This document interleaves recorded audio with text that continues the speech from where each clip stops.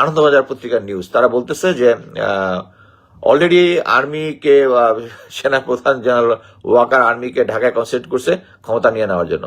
এবং আরো একটা আমাকে একজন দুইটা ইনফরমেশন পাঠালে, দুইটাই দেখলাম। হ্যাঁ, it's not going to happen. আসসালামু আলাইকুম প্রদর্শক শ্রোতা, সেনা ক্যান্টনমেন্টে কিছু একটি হয়েছে।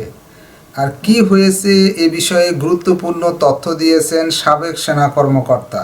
সম্পূর্ণ ভিডিও জুড়ে থাকবেন, কারণ সেনা ক্যাম্পে অনেক আওয়ামী লীগের নেতাকর্মীরা এখনও সেখানে বসবাস করতেছেন। শিরিন শারমিনও সেখানে আছেন। চলুন ভিডিওতে বিস্তারিত দেখে আসি। আনন্দবাজার পত্রিকার নিউজ, তারা বলতেছে যে অলরেডি আর্মিকে সেনাপ্রধান জেনারেল ওয়াকার আর্মিকে ঢাকায় কনসেন্ট্রেট করছে ক্ষমতা নিয়ে নেওয়ার জন্য। এবং আরো একটা আমাকে একজন দুইটা ইনফরমেশন পাঠালে, দুইটাই দেখলাম। হ্যাঁ, it's not going to happen. আমি এটা বলতে পারি, it's not going to happen. General Walker এই পরিস্থিতি, উনি যদি পরিস্থিতি অ্যাসেসমেন্ট না করতে পারে, he will doom again. Already he is doomed, already doomed. So এই মুহূর্তে সেনাপ্রধানকে যদি সরানো হয়, এবং আমাকে বেশ কয়েকজন তার ক্লোজ অ্যাসোসিয়েট আমাকে বোঝানোর চেষ্টা করছে যে সে একটা খাঁটি দেশপ্রেমিক, খাঁটি দেশপ্রেমিক, ঠিক আছে, খাঁটি দেশপ্রেমিক। উনি এটা কেন করতেছেন, এটা নিজে তারাও কনফিউজ। সামনাসামনি দেখা হচ্ছে, সামনাসামনি তো দেখার সুযোগ নেই। আপনি বলেন আমাকে, যদি কোনো ইয়া থাকে, আমাকে তো ফাউল কথা বলে আমাকে তো কনফিউজ করতে পারবেন না। আমাকে কনফিউজ করতে আপনাকে সলিড কিছু জিনিস দিতে হবে, সলিড কিছু জিনিস দিতে হবে। সো এখানে জিনিসটা হচ্ছে, উনি যদি দেশপ্রেমিক হয়, আমি যদি এই মুহূর্তে জেনারেল ওয়াকারের পজিশনে থাকতাম, আমি যদি এরকম একটা ম্যাচ করতাম, আমি জাস্ট আমার জায়গা থেকে সরে যেতাম। আমি জাস্ট রিটায়ার করে ফেলতাম, ভলেন্টিয়ার রিটায়ার করে ফেলতাম। আমি যদি দেশপ্রেমিক হই, আমি যদি বাল এবং ভারতের যদি পেট না হই, আমি এখন রিটায়ার করে ফেলতাম। কারণ আমি বাংলাদেশকে ভালোবাসি, এবং এই সিচুয়েশনটার জন্য বাংলাদেশে একটা বড় সামনে একটা আনরেস্ট হওয়ার সুযোগ আছে। তবে আমি এখন যেটা বুঝতে পারছি, উনি যেহেতু ভারত এবং ইয়ার কথা এমন ভাবে চলতেছেন, এবং কিছু কিছু জায়গায় হয়তো উনি কি বলে ব্ল্যাকমেইলও হতে পারেন। বাট কথা হচ্ছে, আমি অনেকবার বলছি, আপনি যদি ব্ল্যাকমেইল হয়েও যদি একটা প্রেস কনফারেন্স করেন যে এই হয়েছে, আমি ব্ল্যাকমেইল হয়েছে, এখন থেকে আর মানি না, আমি বাংলাদেশকে করব, আপনি বলেন, পুরা বাংলাদেশ ইয়ার পিছনে থাকবে, বাংলাদেশ আপনার পিছনে থাকবে। কিন্তু আপনি ওই সুযোগ নেন নাই, এবং আপনার কোনো সুযোগ নাই, আপনার কোনো সুযোগ নেই। বাট আমি এটুকু বলতে পারি যে জেনারেল ওয়াকারকে যদি না সরানো হয়, বাংলাদেশ যেখানে আছে ওখানেই থাকবে। উনার আন্ডারে যদি ইলেকশন হয়, সেই ইলেকশনটা একটা ভজঘট টাইপ ইলেকশন হবে, এবং শেখ হাসিনা দূর থেকে তখন বলবে যে মানে আন্তর্জাতিক মহলকে বলতে পারবে যে বাংলাদেশ অ্যাকচুয়ালি নির্বাচনে এরকমই হয়। আমরা এবং সেনাপ্রধান যে জিনিসটা হাসনাত সাজিদ এদেরকে খাওয়ানোর চেষ্টা করছে, সেটা হচ্ছে কম্প্রোমাইজ। কম্প্রোমাইজ কি? 111-এর পরে যেরকম কম্প্রোমাইজটা হয়েছিল। কম্প্রোমাইজ কি? যে তোমাদেরকে এত সিট দেওয়া হবে, তোমাদেরকে এত সিট দেওয়া হবে। তার মানে হচ্ছে আপনার জনগণ কিন্তু ভোট দিতে পারবেন না। তারা আগের থেকে ক্লোজ ডোর হ্যাঁ, একটা কমেন্ট এসে চীন সফরের উপর আওয়ালকার অবস্থান, আমি এটা নিয়ে বলবো একটু এরপরে। একটা জিনিস গ্যারান্টি থাকতে পারেন যে তখন আপনার জনগণের ভোট আর ভোট হবে না, তখন ক্লোজ ডোর মিটিং এ হবে কে কয়টা সিট পাবে। এবং বাংলাদেশে এরকমই হয়, এটা আমাদের ব্রেনের ভিতরে ঢুকাই দিবে যে বাংলাদেশ নির্বাচন মানে হচ্ছে close door meeting a decision হবে যে কে ক্ষমতায় আসবে।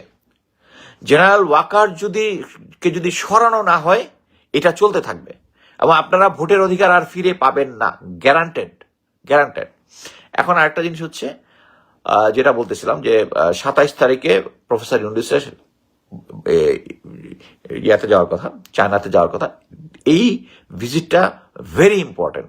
আমরা যেহেতু ওই যে জিনিসটা আছে না, আমরা সবসময় পররাষ্ট্রনীতিতে সফট ভাবে যাই, বাট প্রফেসর ইউনূস হার্ড ভাবে যায়, এবং এই কারণেই এই ভিজিটটা ইয়াদের জন্য, ভারতের জন্য একটা থ্রেট, এবং তারা চেষ্টা করবে এই ভিজিটটা বন্ধ করার জন্য। আমরা এখানে এখন একটা জিনিস হচ্ছে, এখন এই দেশের সিচুয়েশন আমাদেরকে ভুলে যেতে হবে কে আওয়ামী লীগ, কে বিএনপি, কে জামাত, কে এনসিপি, বা কে হালের জনতার দল। বাংলাদেশে একটা নতুন দল করেছে সেনাবাহিনীর অফিসার এবং অন্যান্য প্রফেশনালদের নিয়ে, আমি অ্যাকচুয়ালি ক্লোজ ওয়াচ রাখতেছি দেখার জন্য যে কারা কারা এখানে আসে। এর মধ্যেই এটার থিঙ্ক ট্যাঙ্ক যারা আছে এর মধ্যে দেখলাম আওয়ামী লীগ জেনারেল কয়েকজন আছে। স্টিল আমি এটার প্রতি অ্যাকচুয়ালি ক্লোজলি খেয়াল রাখতেছি যে এটা মানে সরকারি বা আওয়ামী লীগ দলের কোনো বি টিম হলো কিনা। আচ্ছা, এখন কথা হচ্ছে আমাদেরকে এই সময়ে যারা আইন শৃঙ্খলা বাহিনী আছেন, যারা দেশকে ভালোবাসেন, তারা আমরা স্থির থাকবো। আচ্ছা, এটা একজন একটা কমেন্ট দিয়েছে, তোদের বাবার খেলাফত প্রতিষ্ঠা করতে এনএসপি জোশিয়ে দিয়ে এখন ভোটারকে, মানে এনিওয়ে ওই ডিজেফাই খুব ভেরি অ্যাক্টিভ আমার ইয়াতে এখন আর কি। সো আমি যেটা বলতে চাচ্ছি যে আপনারা এখন এই সিচুয়েশনে যারা হিজবুত তাহরি করেন, হিজবুত তাহরি বাংলাদেশের নিষিদ্ধ সংগঠন, কিন্তু আমি মনে করি না যে তাকে নিষিদ্ধ করতে হবে, কিন্তু আপনারা ভারতের প্রেসক্রিপশনে মাঠে নেবেন না। এই মুহূর্তে তুলসী গাবার যে সমস্ত কথাবার্তা বলছে ওগুলা গিয়ে সাপোর্ট দেন না। আপনারা যে এর আগে যে মাঠে নামছেন, তো মানে এক পার্টি দেখছিলাম হিজবুত তাহরি নিয়ে নাকি আমি জানি না এই সেই আমি যতটুক জানি, বাট তুলসী গাবারের ওই কমেন্টের পরে এটা নিশ্চিত যে আপনারা ভারতের প্রেসক্রিপশনে মাঠে নামছেন। সো এখন খামাখা, আর আমি মনে করি যে প্রতিটা আন্দোলন যদি শুরু হয় বাইতুল মোকাররম থেকে, এটা ওয়েস্টকে একটা রং ইনফরমেশন দিবে। যদিও we may not care, but আমার মনে হয় কেয়ার করা উচিত। মানে ধর্মীয় উগ্রবাদীর একটা লেভাস দিবে, যেটা আমি মনে করি না ওখান থেকে হইতেই পারে, বাট ভারত এটার রং এক্সপ্রেশন বিদেশে দিবে, এটা আমাদের মনে রাখা উচিত, আমরা যে আন্দোলনই করি না কেন। সো আমি এখন যেটা মনে করতেছি যে ফাইনালি প্রফেসর ইউনূসের কাছে আমি রিকোয়েস্ট করব, আপনি অনেক অভিজ্ঞ প্রজ্ঞা এবং জেনারেল ওয়াকারের থেকে অভিজ্ঞ লোক, সো তাকে আউট করার জন্য একটা ব্যবস্থা আপনি বের করেন।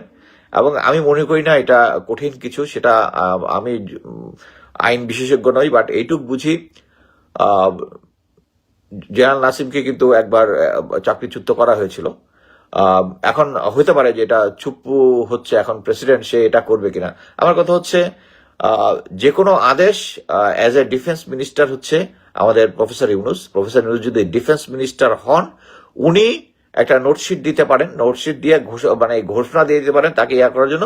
তারপর এটা ইয়াকে কি বলে প্রেসিডেন্টের কাছে সিগনেচারের জন্য পাঠাতে পারেন, নাও পাঠাতে পারেন। কারণটা কি?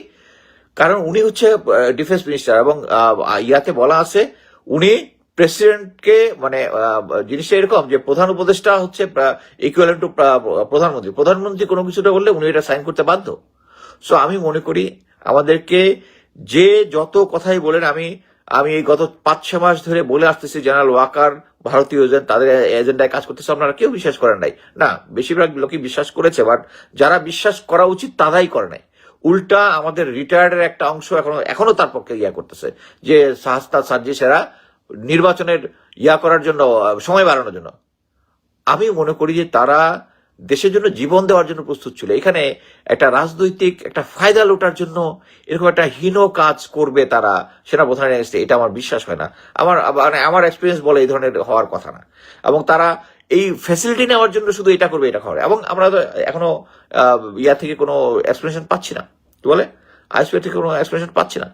এবং সেনাবাহিনীর ভিতরে যে সিকিউরিটি এনহ্যান্স করা হয়েছে, বা আমরা দেখেছি ঢাকার মধ্যে সেনাবাহিনী অনেক মোতায়েন করা হচ্ছে, এবং এইটার ইয়াতেই ভারত দিচ্ছে হচ্ছে সেনাবাহিনী ক্ষমতা দখল করে ফেলতেছে। আরেকটা জিনিস আমি বলেছিলাম যে অলরেডি শেখ হাসিনা এবং ইম্পর্টেন্ট নেতৃত্ব কলকাতায় আছে, এবং পরবর্তী দেখলাম পিটাকি দাও একই স্ট্যাটাস দিয়েছে। এখন নতুন একটা পেলাম যে যখন ঈদের সময় চলতে থাকবে তখন নাকি টুপ করে আপনারা ঢুকে উঠবে, বাট আমার কাছে এই জিনিসটা বিশ্বাস হয় না যে তখন আইন শৃঙ্খলা নর্মাল থাকবে। বাংলাদেশ আর কখনোই আওয়ামী লীগের রাজনীতি করার সুযোগ নাই। আমার মনে হয় এখন আমি যেটা দেখতেছি আপনাদের স্টেটাসের পরে, যে সবাই এখন মোটামুটি একমত হচ্ছে আওয়ামী লীগকে নিষিদ্ধ করতেই হবে।